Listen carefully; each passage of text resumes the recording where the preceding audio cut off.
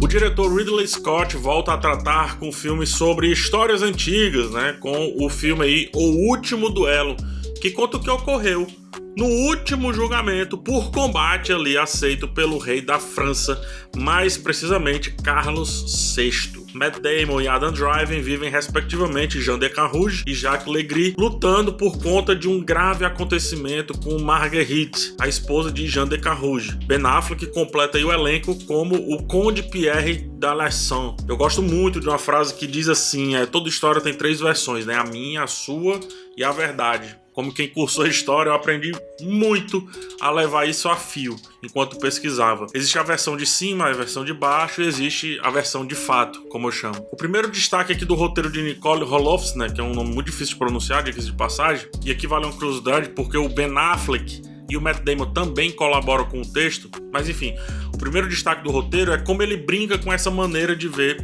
um acontecimento histórico já consumado enquanto fato ali pela historiografia. Não se discute tanto o que aconteceu mais sobre Legris, Jean de Carrouge e a sua esposa Marguerite de Carrouge. Entretanto, quando o filme traz o foco para as idiosincrasias do papel do homem e da mulher no período medieval, ele se dá ao luxo de discutir as versões de cada um, ao passo que traz a realidade também de cada um. A narrativa do filme é muito poderosa, nos faz pensar sobre qual a visão do filme sobre o que de fato ocorreu, mesmo que a historiografia tenha a sua muito consolidada, como eu já disse. Ao passo que trata cada um como um indivíduo que se vê de uma maneira específica, recoloca essas pessoas na visão de outras, o que muda completamente a absorção do que vai acontecendo, mesmo que seja algo repetido para fazer valer a discussão central ali da trama. Carrouge é um homem clássico do medievo.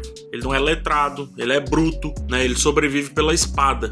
Ele tem um sobrenome, mas como vários sobrenomes em tempos de feudalismo, suzeranos, vassalos, etc., basta escorregada nos débitos para ter isso colocado como prêmio da fidelidade, né? Uma fidelidade que deverá aí ser provada de outras maneiras, seja na bajulação, na produção de insumos, ou ao dar praticamente a sua vida para a dívida, no caso, indo guerrear, né? Sorte sua, se você for um bom guerreiro. Dos 3 aqui apresentados como personagens a serem estudados e compreendidos pela sua totalidade na trama, Jean de Carrouge é o mais comum e, por isso, se pensarmos bem, o mais heróico do ponto de vista de quando se busca um homem de sucesso no período medieval. Eu não estou concordando com isso, eu estou dizendo que é como se vê, tá? A mediocridade intelectual dele, face o trato brilhante com as batalhas, é o que gera aquele erro histórico de que aquilo foi meio que uma idade das trevas, né? E aí a gente tem que conhecer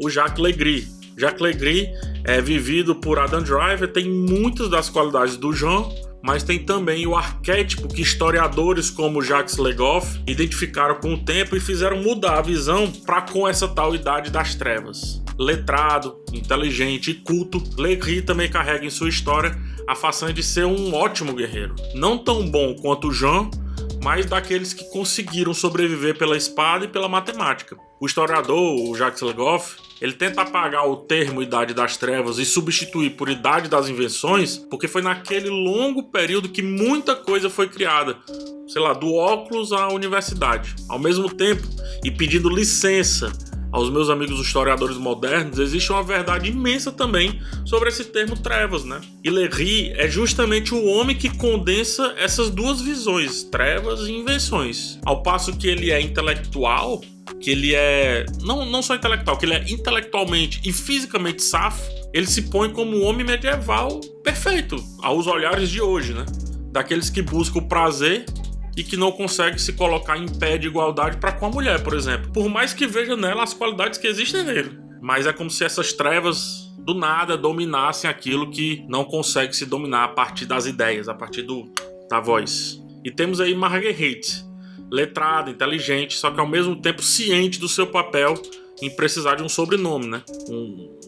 Meio que de ser protegida por um senhor, por um soberano, e por aí vai. E na versão dela da história a gente vê uma mulher diferente do descrito pela historiografia e pelos dois personagens. Versada na arte da administração, é ela quem consegue organizar uma terra fadada ao fracasso, enquanto homens lutam por ela e por essas mesmas terras, né? É ela quem de fato fertiliza a situação como um todo. E usa esse termo fertilizar de diversas maneiras possíveis, porque é muito importante isso. Mas perceba, como uma, e aqui eu vou colocar muito entre aspas, como uma boa mulher do medievo, aspas pra caramba, ela é discreta. E ao não ser discreta, conforme podemos ver em um diálogo avassalador entre ela e a mãe do Carrouge, todo um cenário é criado e chegamos ao que de fato é aceito pela historiografia. Ou seja, 2 homens lutaram, né, o último julgamento por combate aceito pelo rei da França, a fim de que Deus decidisse a verdade a respeito do acontecido com Marguerite. E aqui eu não vou citar o termo do acontecido porque o YouTube pode não gostar, mas começa com E e termina com Tupro.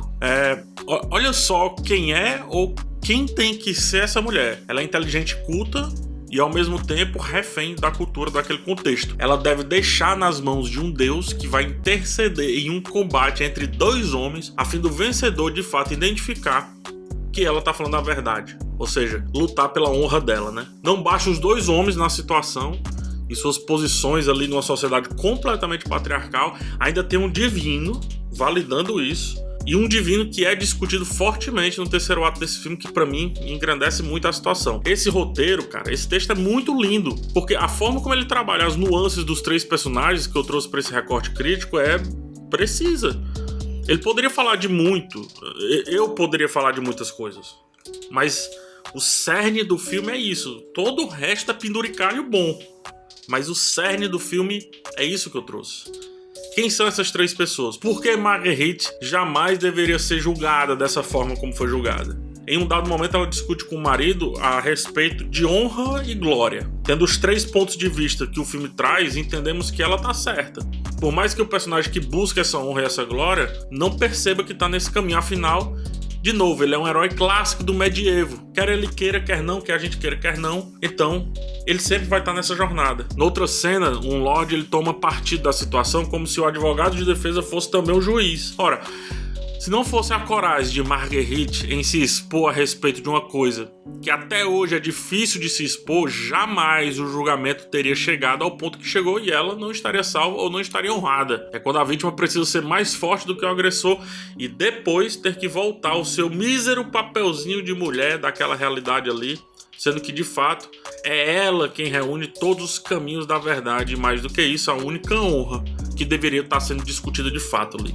As elipses narrativas que o filme apresenta são perfeitas. Em uma história, o filme ele dá saltos exagerados, deixando algumas lacunas que vão ser preenchidas na outra história. Apesar de ter cenas repetidas, o que poderia gerar certa morosidade, a verdade é que a montagem vai sempre organizando as cenas e dando ritmo sempre que revisita aquilo dali.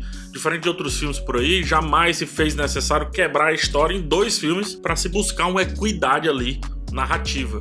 Os pontos de vista, eles podem ser abordados todos na mesma linha, deixando com que o espectador decida durante a exibição dos detalhes quem ele quer que vença aquela batalha final, digamos assim. E assim o filme ele vai deixando espaços e futuramente vai preenchendo esses espaços. E os que não foram preenchidos é porque talvez não exista.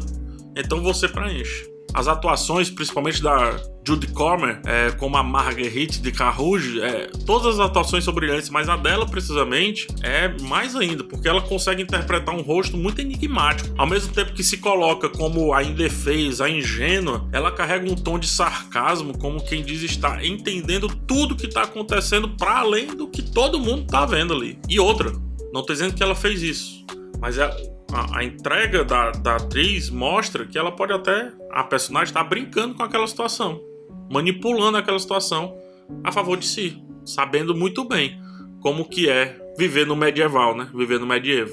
E outro fator técnico que brilha são os combates. São brutos, são pesados, são lentos, sempre como devem ser as batalhas medievais. Afinal, carregar uma armadura daquele tamanho torna a simples tarefa de andar um ato de vitória já. Um corpulento Adam Driver aliado à armadura e um ágil Matt Damon no limite do que pode ser de ágil apresentam ao final um embate perfeito. Daqueles que valorizam a expressão, né? Isso é muito medieval. Nossa, que coisa medieval. O final, o combate é muito medieval mesmo. O único fato que incomoda em O Último Duelo é toda aquela questão do idioma, né? Que todo mundo fala inglês ali, sendo que tem francês, tem tudo ali. Mas enfim, é melhor ter o filme do que não ter.